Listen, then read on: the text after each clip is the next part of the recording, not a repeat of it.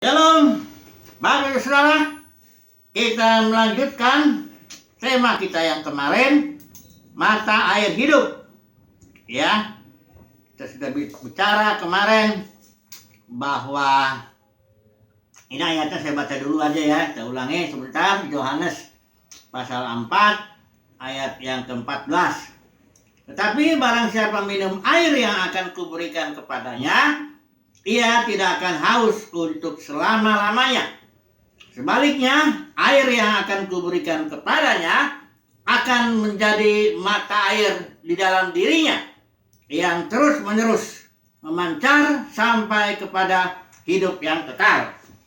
Jadi, kemarin kita sudah bahas bahwa mata air hidup itu ada di dalam batin setiap orang percaya, ya. Dan orang percaya harus mengikuti apa kata atau pimpinan roh dalam batinnya agar dia terus, ya, sumber ini semuanya ini, ya, apapun yang kita butuhkan ada di dalam kita, ya, karena kerajaan surga itu pun ada di dalam orang percaya. Nah, kita sudah bahas kemarin bahwa ada perbudakan manusia yang membuat umat Tuhan jadi fokus kepada yang di luar, ya. Baik dalam kita sudah bicara soal ibadah, ya, soal tidak harus atau jadi fokus kepada para pemimpin. Juga dalam kita sudah bahas mengenai Ibrani 10 ayat 25 yang sering dipakai oleh para pemimpin untuk seolah-olah ibadah itu harus di gedung, ya, berkumpul di gedung. Jadi kita sudah bahas itu, dan kali ini kita akan sambung lagi pembicaraan kita 3 poin lagi, ya, mengenai pertumbuhan. Karena air hidup itu ketika Tuhan berikan itu masih berupa benih, ya, joy, ya. Kalau dalam Yohanes 10 ayat 10 dibilang aku datang supaya mereka mempunyai hidup atau air hidup, joy. Nah, kita akan bicara soal pertumbuhan hidup. Kita juga akan berbicara soal kepemimpinan gereja mula-mula, ya. Karena gereja mula-mula ini kepemimpinannya tidak mengganggu pertumbuhan air hidup dalam umat Tuhan yang percaya, ya. Baru yang ketiga kita akan bahas juga mengenai para pemenang, ya, karena kita tahu gereja sudah jatuh dan Tuhan saat ini mencari para pemenang. Baik, kita masuk dulu yang pertama ini, pertumbuhan hidup. Apa ini maksudnya? Ya, saudaraku, kalau kita banding-bandingkan ayat ini, Yohanes 4 ayat 14, kamu akan kuberikan air hidup dan kamu tidak akan haus lagi. Dan Yohanes 10 ayat 10, ya, ini istilah hidup selalu zoe, ya, istilah Yunani-nya zoe. Yohanes 10 ayat 10, aku datang supaya mereka mempunyai hidup. Dan juga kalau kita bandingkan penabur, firman hidup itu masih berupa benih. Dia perlu bertumbuh di dalam umat Tuhan yang percaya, supaya air hidup itu bertumbuh dalam batin menjadi mata air, terus mengalir. Cuma persyaratannya, benih hidup itu, ya, itu harus dituruti, ya. Umat Tuhan kalau nanti nggak fokus ke dalam tuntunan air hidup itu, air hidupnya nggak bertumbuh, nggak menjadi mata air, sehingga tetap seperti air hidup biasa aja begitu, ya. Sementara umat Tuhan jadi fokus kepada gedung, kepada organisasi, kepada para pemimpin, ya. Ini yang berbahaya di umat Tuhan, jadi nggak mengikuti pimpinan roh dalam batin, pimpinan air hidup, tapi mengikuti ibadah-ibadah liturgi, ya, organisasi, para pemimpin, aturan-aturan dan semuanya. Ini yang membuat bisa jadi orang 10 tahun, 20 tahun, 30 tahun memanasi bangku-bangku gereja dan air hidupnya tidak terlalu bertumbuh. Karena memang dia tidak fokus kepada air hidup dalam batinnya. Dia tidak mengikuti pimpinan air hidup dalam batinnya. Itu sebabnya tidak banyak ada pertumbuhan apapun, ya. Saya mengatakan ini karena saya juga dulu membangun denominasi, katakanlah begitu ya, membangun organisasi. Kami 5 penatua. Dari mulai awal itu kita merintis dari mulai 8 orang sampai paling sering 400 lebih kalau hitung dengan anak-anak. Ya, dari tahun 90 sampai 2000 itu deh, 10 tahun lah saya melayani sebagai penatua, salah satu dari penatua yang 5 itu. Dan di sana saya sendiri sebagai penatua tidak bisa mengikuti pimpinan roh secara penuh, ya. Mengapa demikian? Kami sudah buat aturan sendiri. Jam hari ini acaranya ini, hari ini karena kita full time harus berdoa di kantor gereja, ya. Sementara saya suka berdoa, ya. Dulu setiap hari tuh bangun jam 3 pagi sampai jam 4 berdoa dulu, bahasa roh dulu, memuji menyembah Tuhan, baru jam 4 sampai jam 6 berdoa pribadi.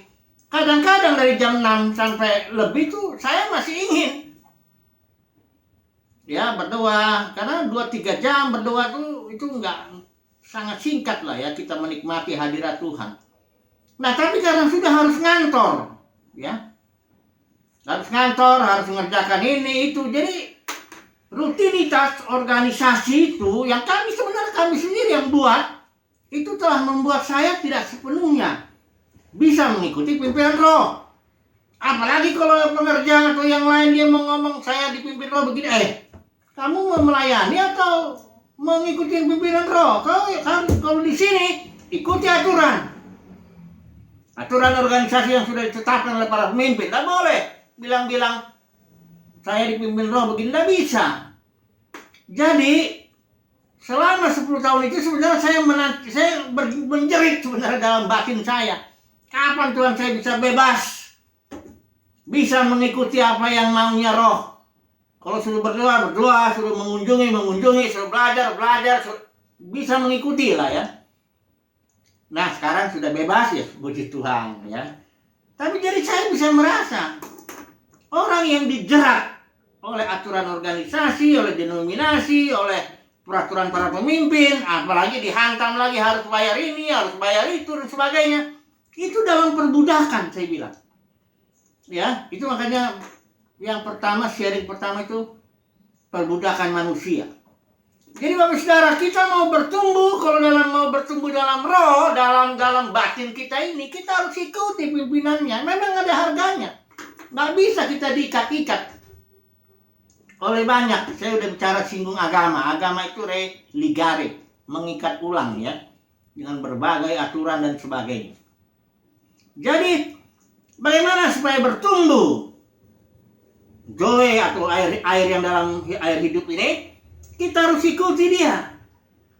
Ikuti, itulah ibadah sejati. Bukan kumpul-kumpul di gedung dengan ayat ambil Ibrani 10 ayat 25. Nggak bisa begitu, kita sudah bahas kemarin. Bahwa episinagoge itu pertemuan di tingkat atas, di alam roh. Itu yang dibilang Ibrani 10 ayat 25. Bukan kumpul di gedung seperti yang mengatakan para pemimpin denominasi. Bukan itu ayatnya, nggak cocok. Itu dipaksakan aja, ya. Jadi intinya poin pertama yang saya sampaikan ini, bahwa kita saudara yang sudah menerima hayat Kristus, hidup Kristus, air hidup, kita harus ikuti kalau mau bertumbuh, ya. Tapi kalau mau hanya sekedar rutinitas, merasa nyaman di satu aliran, terus begitu 10 tahun, 20 tahun, 30 tahun, ya, itu lain persoalan. Tapi saya percaya umat pilihan Tuhan akan dibuat gelisah dan dia mencari Tuhan lebih dalam dan lebih dalam lagi. Walaupun itu ada harganya, ya. Oke, poin pertama ini mengenai pertumbuhan. Ini sangat penting sekali, ya. Saya mesti katakan, baik aliran manapun denominasi itu umumnya membuat umat Tuhan tidak fokus ke dalam, tapi fokusnya keluar. Ya, berkat yang dibicarakan banyak kan berkat jasmani, ya, aturan-aturan, ya, liturgi di luar. Ibadah itu seolah-olah hanya ada jam segini aja. Padahal ibadah yang sejati itu adalah mengikuti pimpinan roh dalam batin. Itu ibadah sejati. Entahkah dia sedang di kantor, entahkah dia sedang di ladang, entahkah dia sedang mengerjakan pekerjaan di rumah tangga, entahkah dia sedang berdoa. Kalau dia ikuti pimpinan roh, itu ibadah sejati. Bukan ibadah itu harus di gedung dengan liturgi tertentu. Tidak bisa begitu. Ini ya kebebasan itu kita butuh. Menjadi orang ini aku Tuhan, aku bebas, aku mau ikut Engkau. Nah, ya.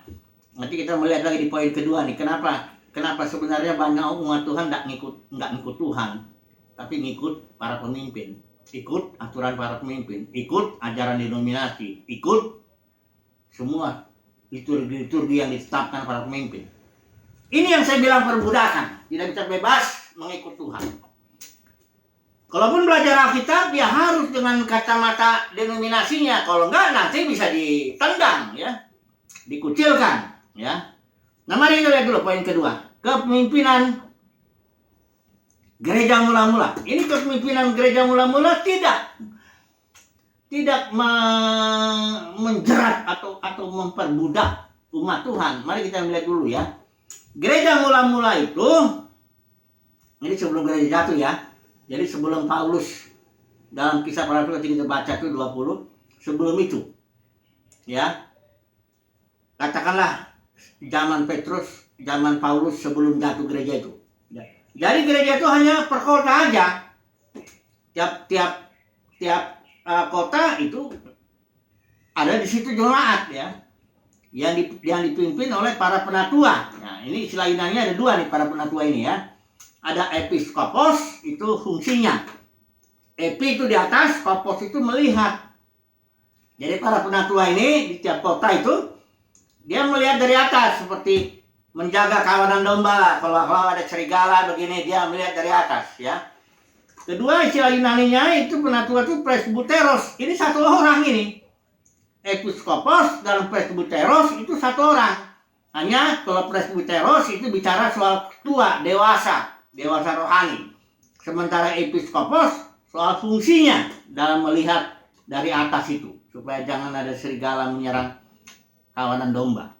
Jadi ini gereja mula-mula ini dibantu dengan diaken, ya. Gereja mula-mula punya kepemimpinan jamak dia.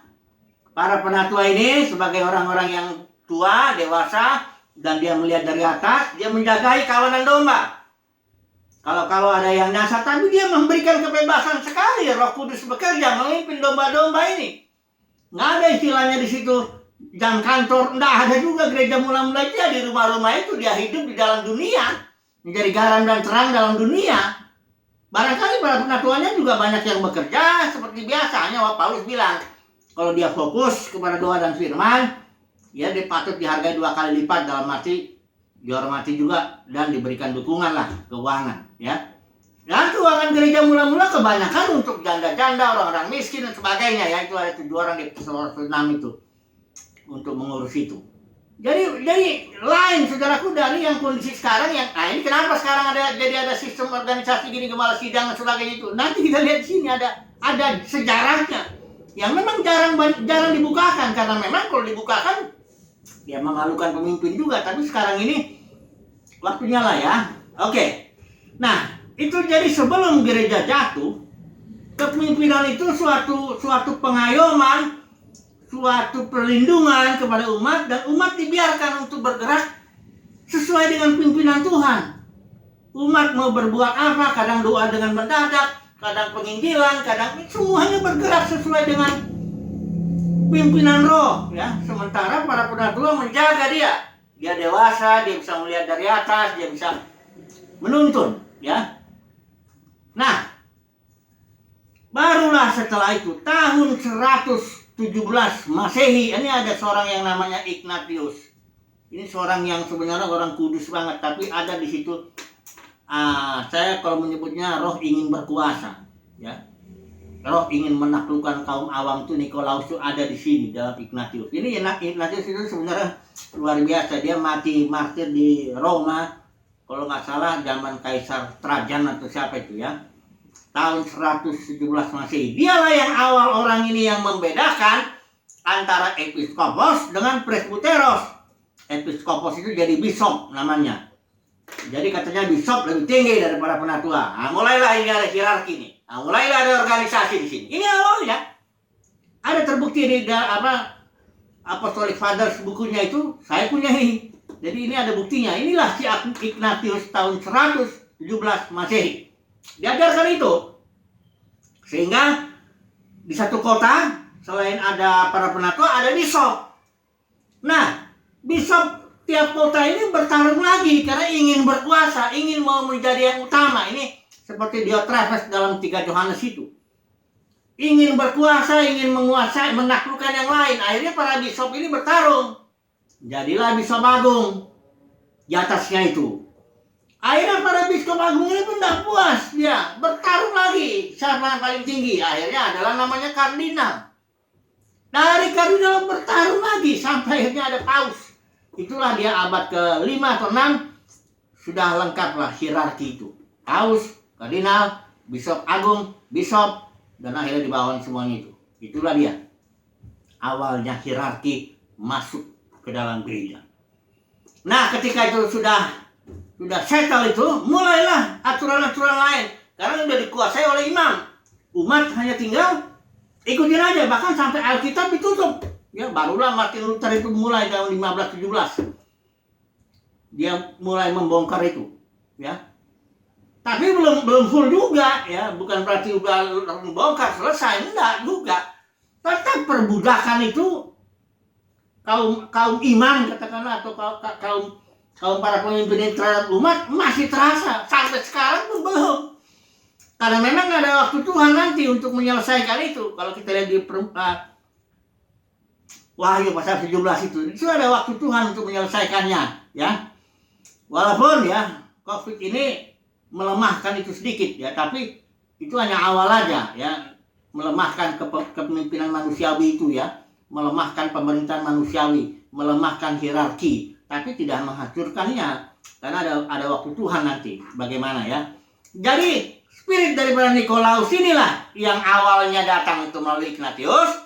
Inilah yang membuat gereja jatuh. Dan Paulus sudah menubuatkan itu. Mari kita baca dulu Kisah Para Rasul 20, ya. Ayat 28 sampai 30. Kita baca aja ini, ayat ini sangat penting ini. Ya, ayat 28. Karena itu jagalah dirimu dan jagalah seluruh kawanan. Ini dia bicara sama para penatua ini. Dulu sebelum ini tidak ada kejatuhan gereja, ya. Belum. Di sinilah di akhir kehidupan Paulus ini dia bilang gini.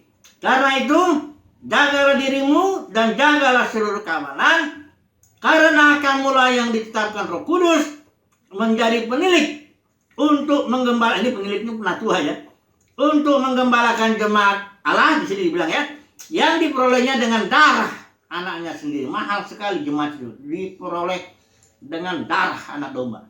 Saudara, kalau saudara dipercayakan benda apa, katakanlah ya benda berharga begitu, itu luar biasa, ya.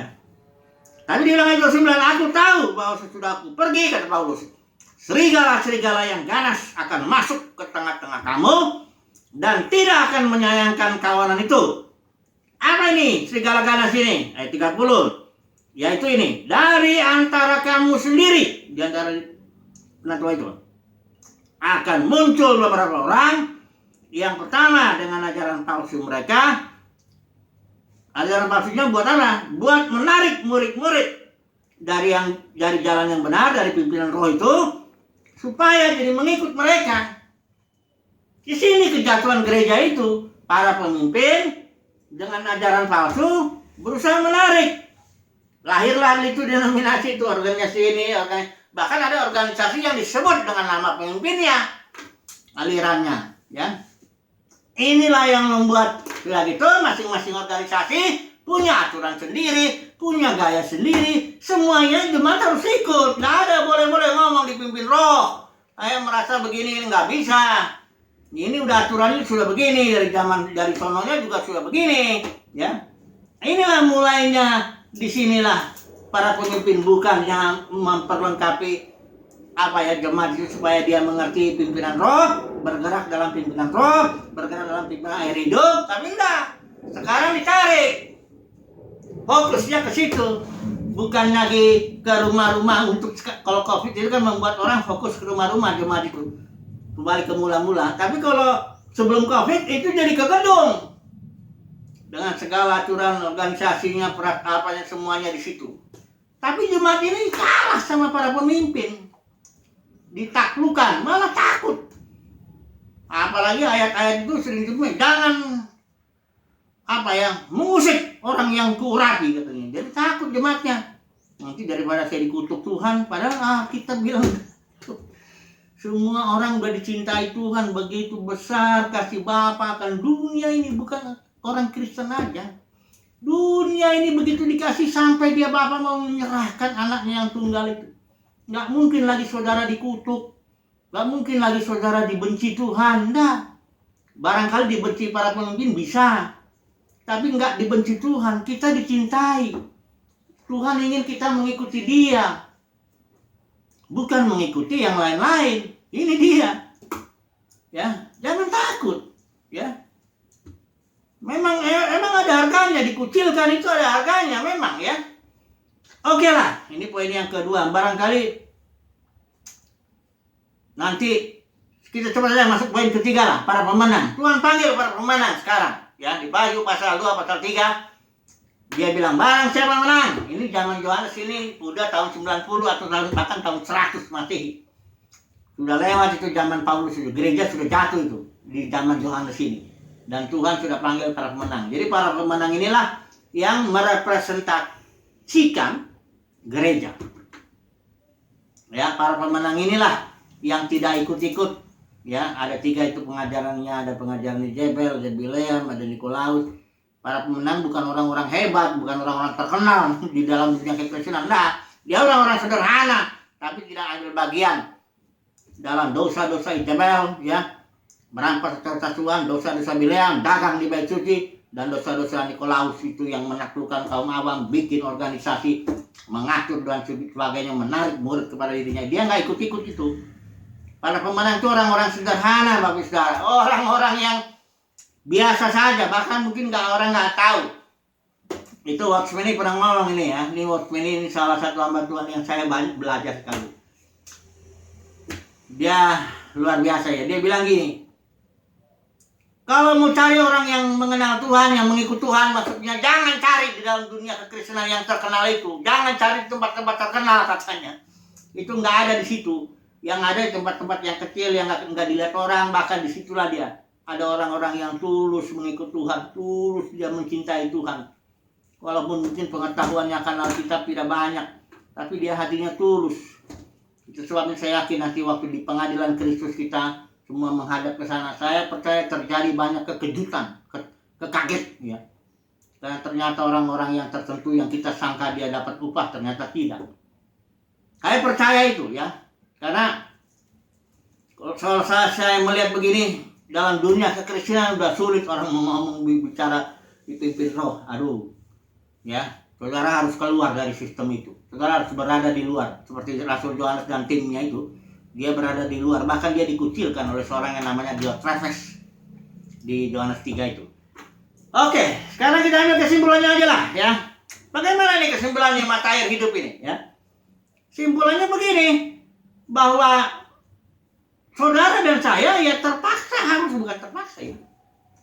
Saya percaya akan dipimpin karena ada panggilan para pemenang. Wahyu pasal 18 ayat 4. Ayo Matku, coba dulu kita baca dulu satu ayat ini sebagai penutup ya. Wahyu pasal 18 ayat 4. Ini panggilan untuk keluar dari sistem itu, karena udah sistem itu nggak bisa lagi berubah.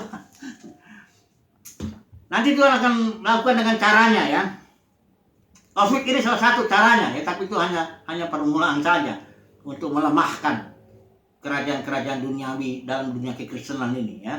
Ya tentu nggak dibilang kerajaan enggak, mereka nggak bilang kerajaan ya, kan itu sambutannya lebih bagus lah, Pentekosta, Presbyterian, Baptis atau Karismatik atau apa, tapi itu kan namanya kerajaan manusia itu, karena ada pemimpinnya di situ, ada jagoannya di situ. Kalau saudara macam-macam bisa dipecat. Ini dia Wahyu 18 ayat 4. Lalu aku mendengar suara lain dari surga berkata, pergilah kamu hai umatku, pergilah daripadanya, supaya kamu jangan mengambil bagian dalam dosa-dosanya ya. supaya kamu jangan turut di malapetakan-malapetakanya. Siapa ini yang disuruh keluar dari situ, keluar dari sistem Babel, ya. Babel itu sistem pemerintahan manusia yang masuk ke dalam gereja. Jadi kesimpulannya, bagi saudara, kalau memang kita mau sungguh-sungguh beribadah kepada Tuhan, mau sungguh-sungguh mengikuti air hidup dalam batin, mau sungguh-sungguh ikut Tuhan, nggak ada jalan lain. Mari kita keluar dari sistem atau dunia kekristenan yang saat ini yang sudah jatuh itu. Kita keluarlah, ya, ikuti pimpinan Tuhan, ya, ikuti kemanapun Tuhan mau, ikuti saja, ya, karena disitulah kita bertumbuh nanti. Air hidup ini akhirnya menjadi mata air dalam diri, ya. Saudara butuh apapun, di sininya jawabannya, ya. Saudara kesepian, di sini jawabannya. Butuh damai sejahtera, di sini. Butuh kepuasan, di sini. Bahkan butuh makanan minuman pun di sini. Tak perlu di luar. Semuanya ada di dalam diri kita. The kingdom of God is within you. Amin. Puji Tuhan. Haleluya. Amin.